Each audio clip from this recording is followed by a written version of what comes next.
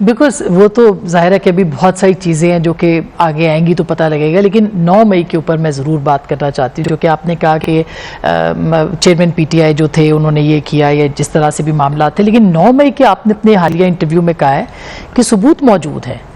क्या मौजूदा जो कोalition गवर्नमेंट है वो रिलक्टेंट थी उनको गिरफ्तार करने के लिए जबकि आपके पास सबूत भी थे, और क्या आपके जाते ही उनको गिरफ्तार किया जा सकता है? गुजारिश है, मैंने फिर कहा, मैं even at the cost of reputation ये कहना चाहता हूँ कि गिरफ्तारी अमल में लाना ना मेरा ये काम है, ना मेरी ये जिम्मेदारी है, और ना मुझे इसमें पढ़ना चाहिए। जो इदारे इस काम के लिए जिनको ये जिम्मेदारी दी गई है उनका काम है।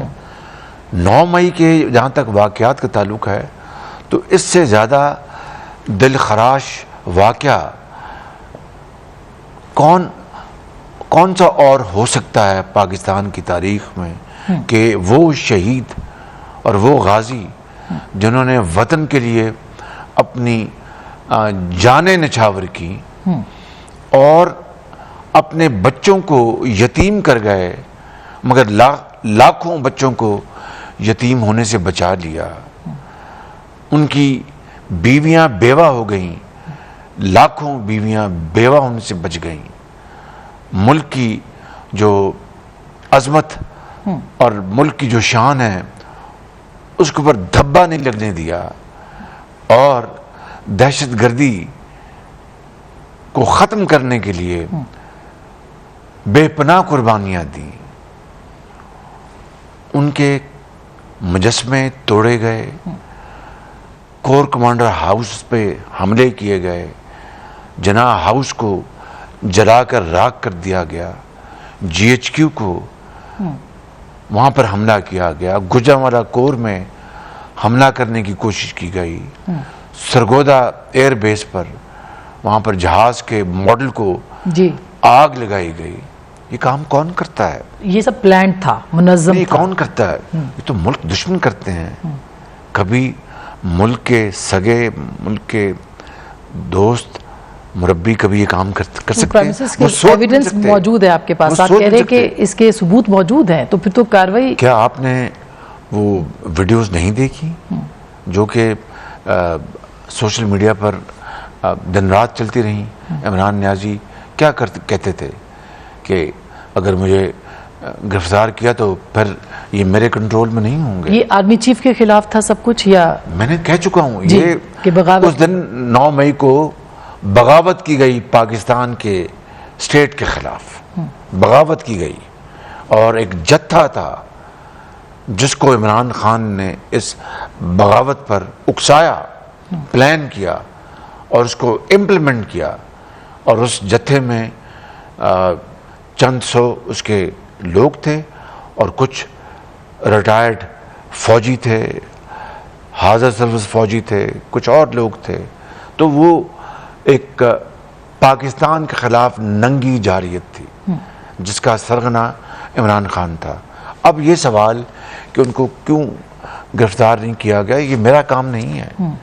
जो कानून के तहत जो इदारे हैं उन्होंने ये केसेस ट्राई करने हैं और वो इंसाफ के साथ होनी चाहिए। प्राइम मिनिस्टर, इस पे उन पे पाबंदी, उनकी जमात पे भी पाबंदी लग सकती है इस मामले को अगर देखें, क्योंकि ये तो बड़ा सीरियस, ये तो बहुत इंतहाई सीरियस मामला है। ये क़यामत तक ये जो वाक़या है, दिलखराश वाक़या, इसको हमेशा एक पाकिस्तान की तारीख में एक ब्लैक डे के तौर पर याद रखा जाएगा। और क्या इससे पहले जब अपॉइंटमेंट हो रही थी आर्मी चीफ की, उस वक्त भी लॉन्ग मार्च था और सब चीज़ें थी, उस वक्त भी आपको लगता है कि एक प्लान्ड मंसूबा था कि उनको रोका जाए? आपके पास तो जाहिर है कि एविडेंसेस होंगी, सबूत होंगे। उसके बारे में कोई तफसील से तो नहीं कह सकता, लेकिन ये मैं कह सकता हूँ कि इमरान नियाज़ी जो धरने दिन रात और लॉन्ग मार्च कर रहा था, ऐलान कर रहा था, तो ज़रूर जिस तरह 9 मई का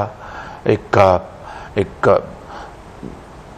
दोस्त नुमा दुश्मन बनकर उसने ये कभी हरकत की, तो वो जो उस वक़्त भी इसके जो लॉन्ग मार्चेस थे, धरने थे, ज़रूर उसके जहन में कोई साजिश होगी जिसका मैं तफसील से जनरल बाजवा भी, क्योंकि आप पे प्रेशर भी बहुत था एक्सटेंशन का उनको देने के उस वक्त, वो भी इसके बारे में इसमें शामिल हो सकते हैं? नहीं, इस बारे में मैं बिल्कुल कुछ नहीं कहूँगा।